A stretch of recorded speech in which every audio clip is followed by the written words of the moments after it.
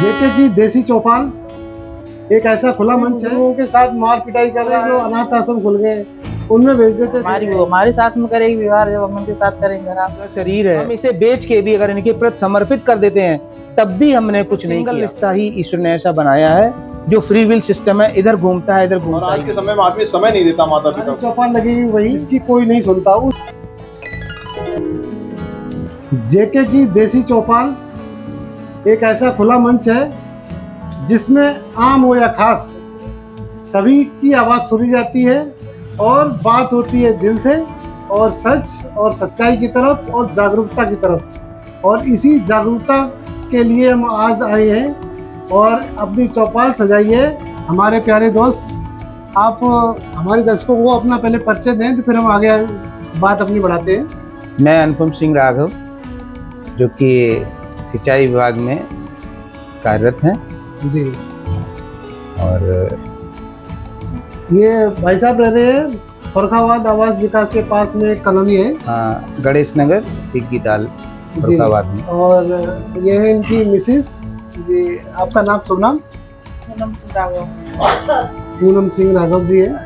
और हम खासकर विशेष तौर पर इनके पास आए हैं इसलिए क्योंकि हर एक घर में कोई न कोई बुजुर्ग है और बुजुर्गों की सेवा ही आपका परम धर्म है। और बुजुर्गों की सेवा करने वाले लोग बहुत कम हैं, लेकिन दिखावा समाज में सब लोग करते रहते हैं कि भाई हमारे बुजुर्ग हैं, हम उनकी इतनी देखभाल करते हैं, लेकिन बुजुर्गों की हालत दिनों दिन खराब होती जा रही है। खासकर जो शहरी क्षेत्र थे उनमें तो बहुत खराब थी ही, लेकिन गांव में भी आजकल आप आए दिन सुनते रहते होंगे कोई बुजुर्गों के साथ मार पिटाई कर रहा है, कुछ कर रहा है। या शहरों में तो खाली क्या करते थे, हमारे जो अनाथ आश्रम खुल गए उनमें भेज देते थे। लेकिन एक ऐसा एग्जाम्पल आपको मैं आज दिखाने जा रहा हूँ कि जो बुजुर्ग हैं इनकी माता जी, और उनकी हालत बहुत ही ख़राब है क्योंकि इनको पैरालाइज हो गया था।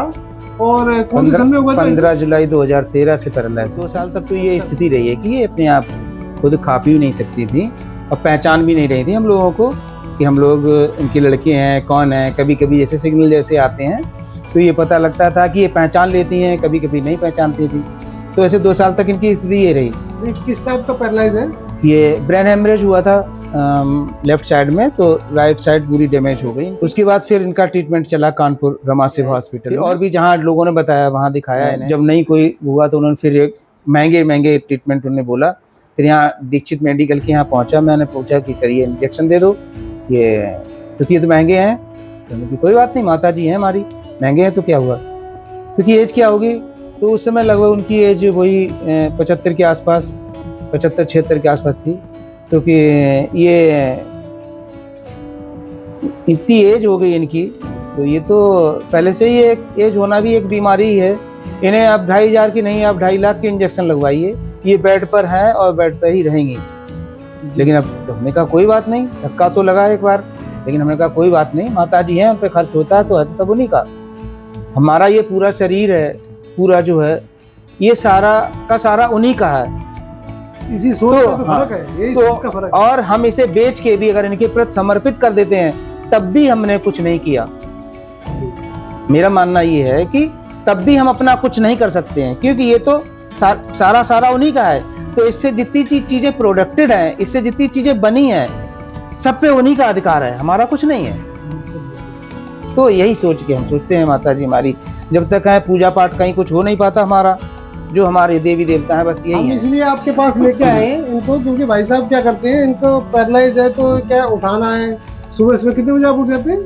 सुबह सर्दियों में तो ये 2:30 बजे उठती थी, 2:30 बजे उठ के लेटने जाती थी। उसी समय गर्म पानी, इस समय भी गर्मी है, गर्मियों में गर्म पानी करना होता है नहाने, ठंडे पानी से नहीं। 3:30 बजे उठाती हैं, 3:30 बजे से 4 बजे तक, और सुबह इन्हें 4 बजे तक उस लेटिन करा के उसके बाद नहला धुला के बिठा देते हैं, इनका टीवी चालू कर देते हैं। उसके बाद हम खुद ही इनके चाय नाश्ता सुबह करा देते हैं 5 बजे तक, 4:45 बजे तक इन्हें चाय नाश्ता मिल जाता है। अच्छा। हाँ, डायपर लगा रहता है कि बाई चांस कभी टॉयलेट लीक हो जाती है तो बिस्तर तब भी कभी खराब हो जाता है, तब भी बिस्तर बाहर धुल के साफ करके इनका क्लीन रखते हैं।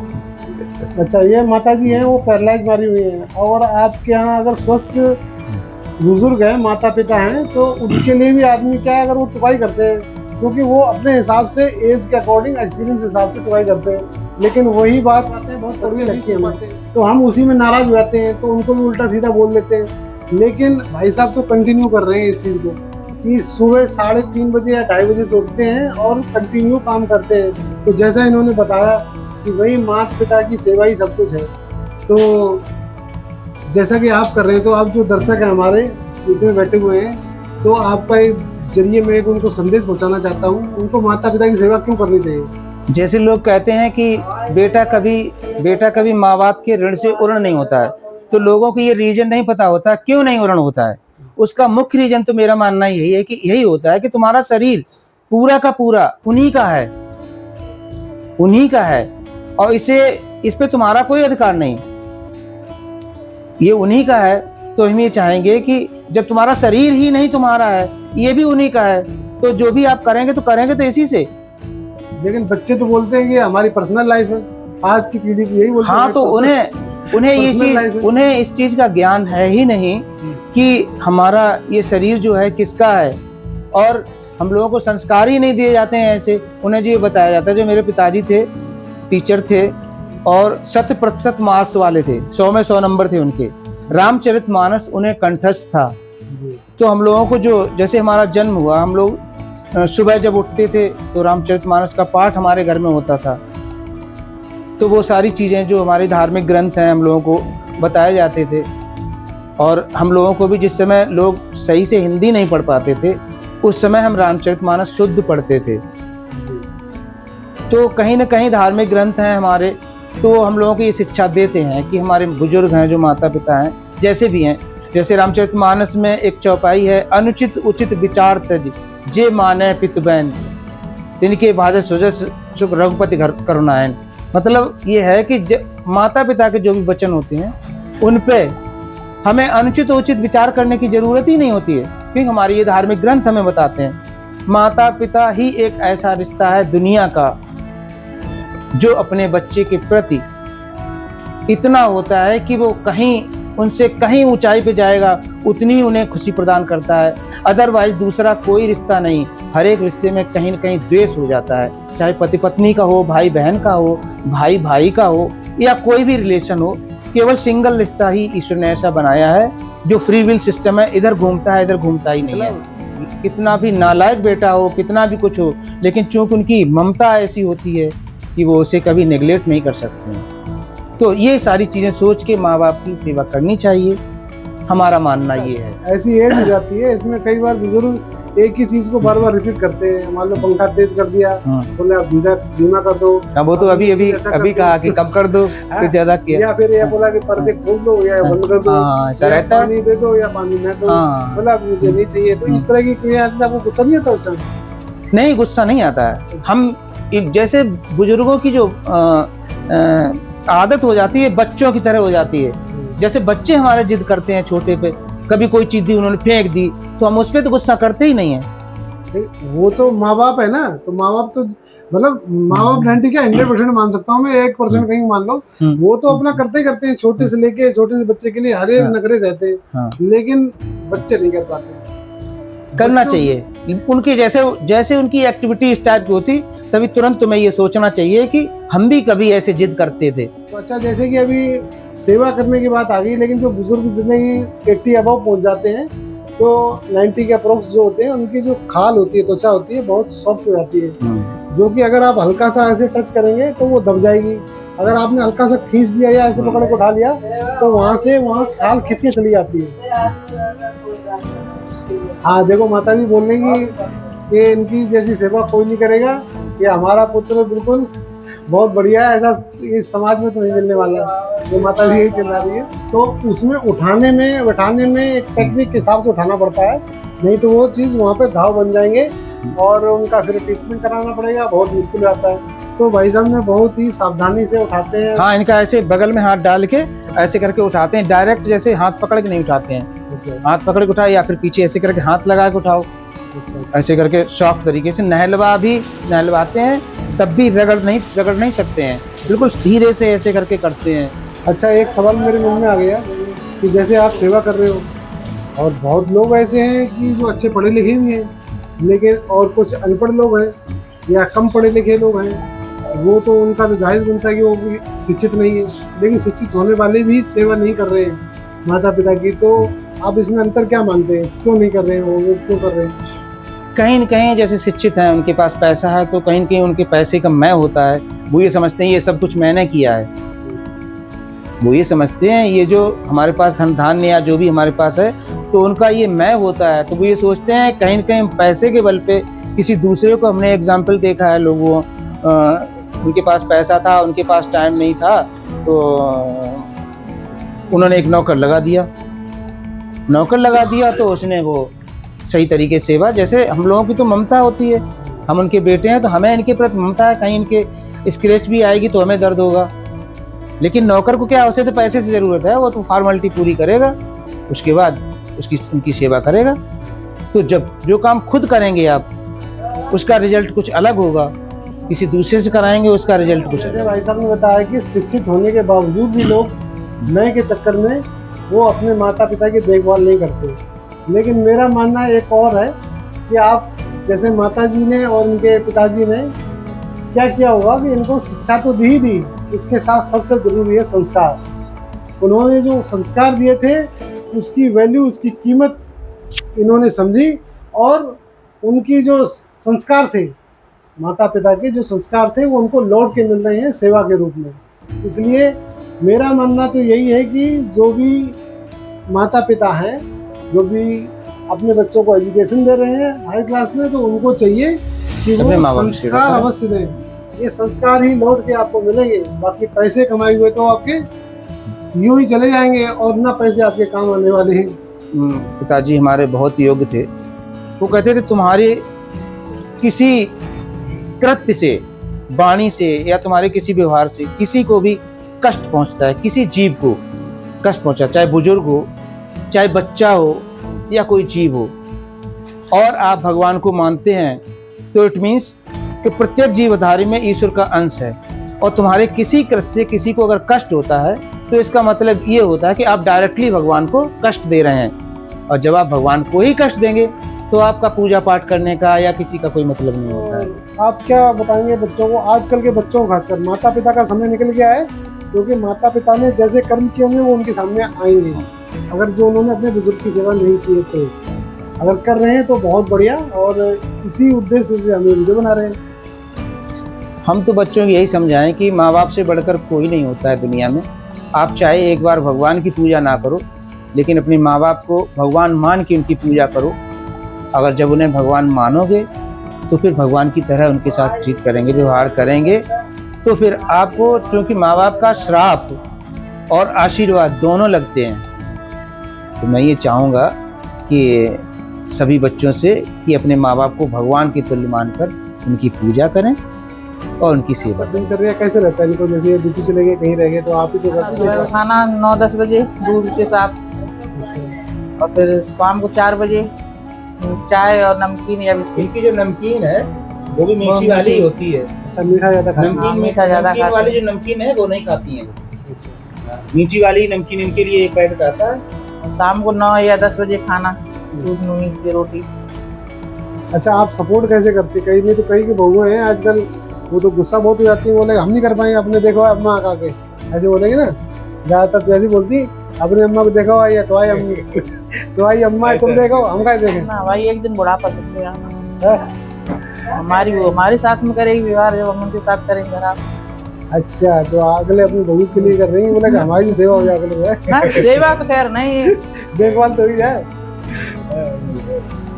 ये करेंगी तो भाई बच्चे अनुकरणशील होते हैं, तो ये जो करेंगे तो बच्चे वही देखेंगे, वो इनके साथ चले चले जाएंगे, तो फिर कैसे करते फिर हम तो लोग? 2 लोग उठाते हैं, एक तरफ हम पकड़ देते हैं बेटा। अच्छा अच्छा, तो दोनों लोग कर लेते हैं। बेटा को थोड़ा हेजिटेशन नहीं होती कि भैया हम नहीं करेंगे, वो आप ही नहीं। करो जाके, ऐसा नहीं है? नहीं, बहू भी कर लेती है हमारी वो भी अच्छा, बहू भी उठा के, अपने बहू तो अकेले उठा के ये नहीं बिठाते। संस्कार है पूरे घर में दे रखे हैं। बहू भी हमारी बेटी की तरह रखते हैं, वैसे बिल्कुल जैसे तुम अपने घर में रहती तो वैसे ही रहो। अच्छा, हाँ, तो जैसे ही हम आते हैं बाहर से, ड्यूटी से आए लौट के, तो वैसे ही वो कपड़े उतारे तो कपड़े आके पहनती है, तो हमारे पानी लेती है, लेके आती है। किसी को ये नहीं गुरेज होता है कि ये ऐसी है या वैसी है, जो इन्होंने डिमांड की बस वो उनकी पूरी होती है। किसी से भी कह दें, बेटे से कह दें, हमसे कहें, हम तो वाली करेंगे ही, बेटे से भी कह दें कि क्या चीज़ में, यानी पहले तो ये कोई डिमांड नहीं रखती है, उनसे पूछते हैं कहीं जाते हैं तो इनकी कोई डिमांड नहीं होती कि हमें मालूम है इन्हें क्या चीज़ अच्छी लगती है तो वो चीज़ हम इनके लिए लाते हैं। ये नहीं कहते हैं मम्मी क्या ले आए तुम्हारे लिए, जा रहे हो कुछ मत ले आओ, क्या ले आए हो, कुछ मत ले आओ, मीठा ज़्यादा मीठा पसंद है तो इनके लिए मीठा है, रसगुल्ले इन्हें तो बहुत पसंद है तो रसगुल्ले ले आते हैं या जो भी। और उस दिन गुजिया लेके आए तो मुझे अच्छी लगी, होना अच्छी लगी, अच्छी ना लगी तो ठीक अब नहीं लाए। पेड़ आए, रसगुल्ला आए, इमरती है, बालूशाही जैसी चीजें हैं। अभी दे रहे ठंडा ठंडा पानी मांग रही माता जी। देखा बुजुर्ग लोग ठंडा ज्यादा पीते हैं, मीठा देख लो बाकी लोग सो जाता है, माता जी बिल्कुल हाँ बिल्कुल शुगर नहीं है, वैसे बिल्कुल फिट है, खाली इनको पैरालाइज मार गया वैसे थोड़ा था, लेकिन बाकी खाने पीने में बिल्कुल ठीक है, सब चीज खा लेती है। हाँ सब नहीं चीज खा सब चीज लेती, क्या वैसे मिर्च नमक छोड़ के बाकी सब चीज खा अच्छा लेंगे। मिर्च नमक नमक बिल्कुल मीठा खाती कैसा हैं। भी हो वो खा मीठा लेंगे, ही खाती हैं। नमक मिर्च वाला कुछ नहीं खाएंगे। अच्छा, नमक जैसे आप बता रहे थे वो नमक के लिए जब ये नहीं कैप्सूल खाते है। डॉक्टर, हमने इनका चेकअप भी कराते हैं बीच में, कहीं ऐसे नहीं कोई चीज कमी हो जाती है तो अब इन्हें दिखाई नहीं देता तो हमने डॉक्टर दिखाया तो उनका ऑपरेशन होगा। अब ये कह रही है हम ऑपरेशन नहीं कराएंगे, जी कहा जाना डॉक्टर हैं, हमारी जिंदगी की ये दवा खा, डॉक्टर कहा जाना है। हमें पहले बड़े डॉक्टर, हमने पहले डॉक्टर बताया जाता और ऑपरेशन ना हुए, हमने कि अब नई तकनीक आ गई ऑपरेशन की, अब दिक्कत नहीं होगी, नहीं हम नहीं कराएंगे। तो सोचा थोड़ी एक एक करके हो जाएगी तो थोड़ी इनकी नज़र सही पड़ने लगेगी, चश्मा उससे ऊपर बन नहीं सकता, दिखाया था। वो नमक बता रहे कितना 12 साल से नहीं खाया। हाँ नमक शुरू में थोड़ा खाया, फिर उन्होंने खाना की बराबरी तो नहीं कर सकते हैं, लेकिन जहाँ तक हो सकता है अधिक से अधिक हमें इसलिए देना चाहिए। बुजुर्गों को कुछ नहीं चाहिए होता है, केवल बच्चों का प्रेम चाहिए होता है और उनकी जो बच्चे हैं उनकी फुलवाड़ी है वो उनके आसपास घूमती रहनी चाहिए, बस उन्हें अकेला नहीं छोड़ना चाहिए। ये होना चाहिए, सबसे ज़्यादा बुरा उन्हें तब लगता है जब इन्हें अकेला छोड़ दे। हाँ समय देना चाहिए। तो दर्शकों ये जेके की देसी चौपाल है, तो भैया हम इनके साथ इनको मिलाने वाले तो भाई साहब हैं हमारे। हमारा नमस्कार आप सबको। आप हमारे मित्र हैं और छोटे भाई कहें या बड़े भाई कहें, हम लोग सब उम्र हैं, इसलिए हम जानते हैं कि माता जी की सेवा ये किस तरीके से करते हैं। आज के समय में हम खुद कह सकते हैं कि कोई नहीं कर सकता है, जबकि हम ये चाहते हैं सबको करना चाहिए। कोई कर नहीं सकता लेकिन सबको करना चाहिए। माता पिता की बात सुननी चाहिए, अच्छी हो या बुरी हो उनको सुनना सबसे बड़ी चीज। मैं आज के समय में ये कहता हूँ उनको सुनो, अगर वो सही लग रही है सही है तो आपका पालन करो, नहीं तो उनकी एक बार सुनो, तो उनकी दिल की बात सुनो।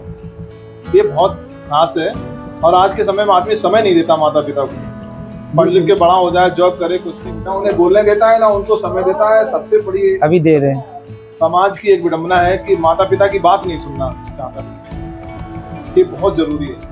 अच्छा मनोज जी से इन्होंने ही मुझे बोला था कि लोग आजकल अपने माता पिता के साथ बहुत दुर्व्यवहार कर रहे हैं, तो आप ऐसे व्यक्ति का वीडियो जरूर डालें, आप जागरूकता के डालते हो ताकि लोगों तक ये संदेश पहुंचे कि भी अपने माता पिता की सेवा करें। बिल्कुल बहुत जरूरी है। तो इसीलिए मैं इनके पास आया हूँ और ये बहुत बढ़िया एग्जाम्पल मुझे लगे आप तक पहुँचाने के लिए, कि ताकि वो आज की जो बुजुर्गों की जो सेवा है वो आप कर सकें और उनके साथ कोई भी दुर्व्यवहार बिल्कुल न करें और उनकी बात सुने। तो हम ये वाला जो धन है वो बहुत इकट्ठा कर रहे हैं। जनरली ये सामान्य है, ये तो क्षणिक है, ये हमारा परमानेंट धन है जो हम इकट्ठा कर रहे हैं। क्या बोलते लोग, अरे ये डुगरिया बहुत चिल्लाते हैं यार, बहुत चिल्लाते, पता नहीं क्या चिल्लाते हैं। तो चिल्लाने का मतलब ये तुम्हें बता रहे हैं कि तुम पुण्य कमाओ, तुम कहाँ घूम रहे हो पैसे कमाने के चक्कर में, और पैसे काम आते हैं ये नहीं, लेकिन कुछ क्षणिक तक। वो बता रही है, उनकी आवाज़ चिल्ला के ये बोल रही है कि आप सेवा कर लो ताकि आप ऊपर लेके हिले आओगे। क्यों भैया? हाँ नहीं, हम ये सोचते हैं जैसे पैसा आपके पास नहीं है, वो उनका आशीर्वाद तुम्हें लग रहा है कि तुम सुखी रहोगे तभी जब तुम्हारे पास पैसा होगा। जब उनका आशीर्वाद है हमारे लिए, तुम सुखी रहोगे, तो इसका मतलब हमारे पास पैसा भी होगा, तभी तो हम सुखी रहेंगे। आशीर्वाद वाली बात एक ऐसी है, हम 2000 में घर से निकल के आए थे तो हम लोग सैलरी भी बहुत कम थी, 3000 4000 समथिंग ऐसी ही होगी। 2 बच्चे थे, आना रहना पढ़ाना। अच्छा बड़ा परिवार था, 5 भाई हैं, 2 बहनें हैं, सब सही सक्षम है अपनी जगह। आज तो उनका माता पिता का आशीर्वाद है, सब संपन्न है। घर पे जाते थे तो माता जी पीठ पे हाथ फेरती थी और कहती थी तुम्हारा बेटा और मकान बन जाए बस। हमने कुछ दाम पानी दो, मकान आशीर्वाद से, थोड़ी बोला तुम्हारा आशीर्वाद से ही, पीठ ठोक दी तो कहते तुम्हारा आशीर्वाद से बन जाएगा।